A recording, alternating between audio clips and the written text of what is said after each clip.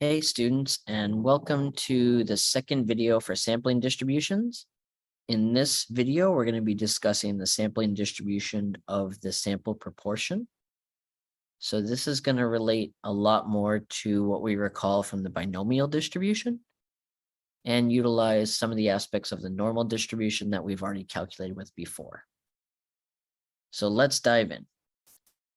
So suppose that we have a random sample of size n from a population, and an individual either does or does not have a certain characteristic. So there's the binomial aspect right there. Then we can calculate the sample proportion, and we're going to use p hat as our sample proportion.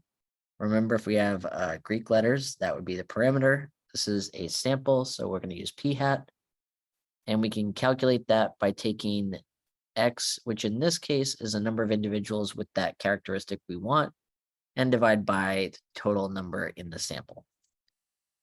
Now, this might not make a whole lot of sense yet. It will as we do some problems. So let's move into the next example. So we can relate this to the binomial distribution. So for the binomial, we needed to know n, the number of items we're looking at, and p, the probability of success among those items. So we had a mean of the distribution that was NP. We had a standard deviation of the distribution by this formula, the square root, which in Excel you can just use SQRT. So we can do the square root of n times p times quantity 1 minus p, which basically multiplies the total in the sample times the probability of success times the probability of not success, right? That's the complement rule right there for the 1 minus p. So we aren't that interested in the number of successes when we talk about proportion as much as we are the proportion or percent of successes. So we're going to shift from a frequency count to a proportion. So in that case, let's just divide by n. So we're going to take what we know about the sample size to create proportion. So if we have, for the sampling distribution, this division by n, we know that we have the mean divided by n. But if the mean is NP in a binomial, then when we divide by n, we'll get p. Now, a little more complicated for standard deviation. The calculation is complex, but the same idea applies. We're going to take the standard deviation, we're going to divide by n and see what happens. So when we do that with a lot of mathematical manipulation, as you can see, we eventually get this standard deviation for the proportion. So why do we care? So the reason we care is if we have a large enough sample, again, if this first criteria here is met, then we have another approximately normal distribution, and we know how to handle those. We can calculate all kinds of probabilities for a normal distribution. So if we can get this into a normal distribution, that's fantastic.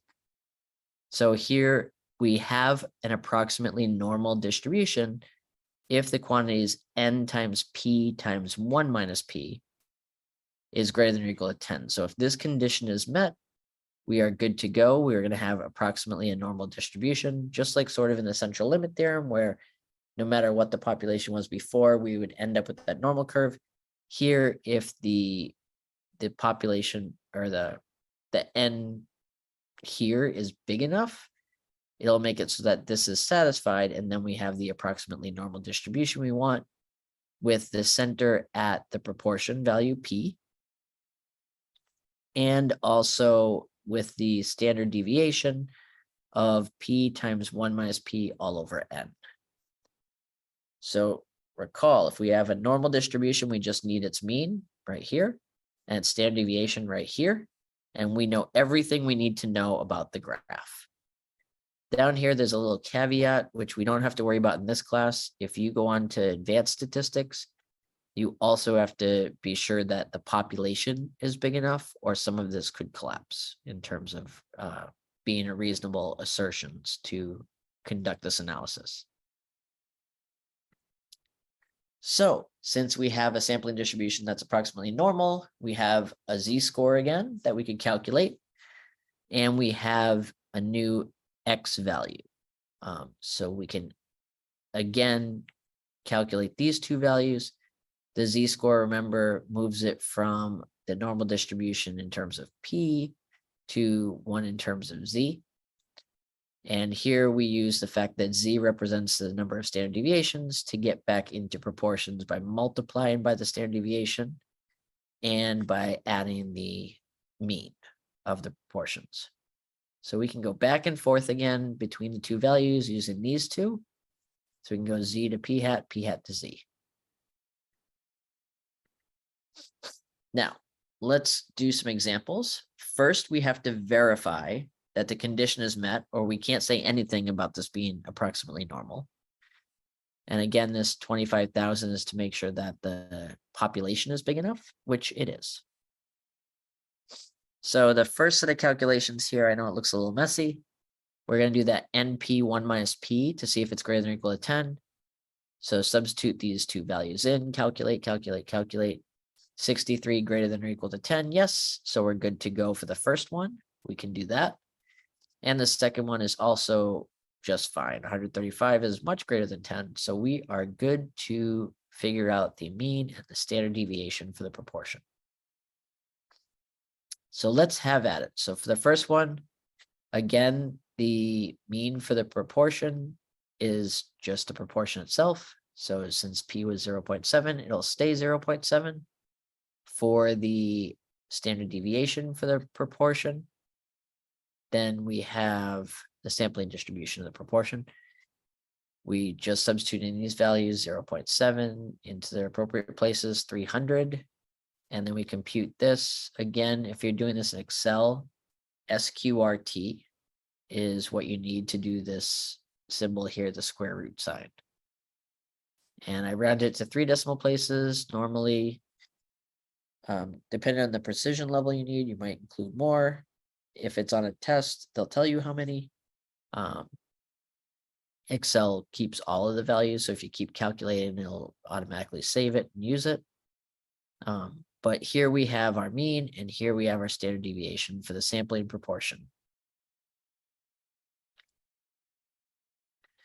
Another example, the other one that checked out by the criteria to say that it would become approximately normal.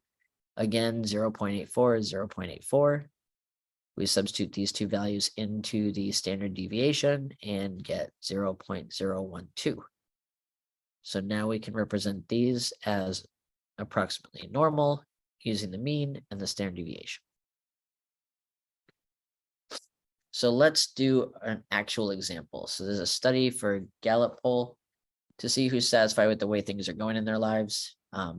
This is an old number, by the way. I believe this has gone down in recent years. This was pre-pandemic. So this is not a factual example anymore. So first off, we have this problem and we have to say, well, is there anything we can do about modeling it? Do we know what the sampling distribution of p hat looks like? And there's only one way to be sure, is to run it through and make sure that it satisfies the criteria. So it'll be approximately normal if this condition is met. I need n, which is 100. I need p, which is 0.82, and that is all I need. So we're going to substitute those in and do some calculating. We get 14.76, which is greater than 10. So our condition is satisfied and we can keep going, which means we now have an approximately normal distribution to play with. So here is my normal distribution. I put a different size and shape graph. Again, if 0.82 is the center, it's going to be a very small but very tall graph. And it'll be centered at a tiny value. So we know the mean is the proportion, which is 0.82. So we're going to drop that in. And then the standard deviation we get by calculating all of this. This 0.18 came by subtracting 0.82 from 1. So that's where that came from. That 1 minus p ends up simplifying to 0.18. You multiply these, divide, and take the square root, you get approximately 0.038. In this case, just for illustrative purposes on the graph, I'm going to make it easier and just call it 0.04 by rounding, but you would keep these decimal values for calculations. So if we have 0.04 standard deviation either direction, if we go up, it would be these values. If we go standard deviations to the left, we'd be subtracting 0.04. And now we have a nice sketch of what this normal distribution is going to look like. So what do we have here? Our first problem is asking if the proportion of people who are satisfied with their life would exceed 0.85. So we have to find 0.85 on the horizontal axis. It would be kind of close to 0.6. It would be somewhere over here. So we would shade that area in, and it says exceeds. So that means greater than, so it's to the right. And now we need to bring in Excel to do the calculations. I'll leave that to you. So for this one, actually, I won't leave that to you. I'll go back and I'll put it in.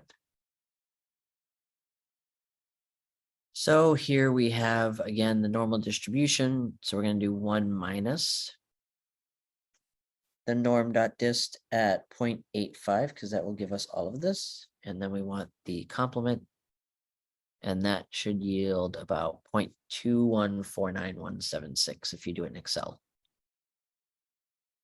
Okay, one last example. We're going to use the same horizontal axis. The mean and the standard deviation have not changed for this problem. These are what they are. We're looking for 75 or fewer are satisfied. Well, that's not a proportion. So we have to think about this and think, okay, so 75 out of what? So 75 out of 100. So 0.75 is the value of interest. It's over here. So that's where about 0.75 is.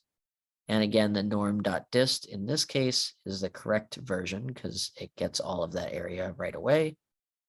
We type in that formula and out comes a relatively small value. So it might be unlikely. But we will get more into likelihood using confidence intervals and hypothesis testing in the next few videos.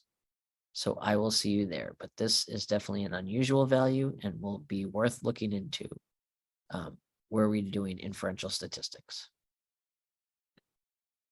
See you in the next video.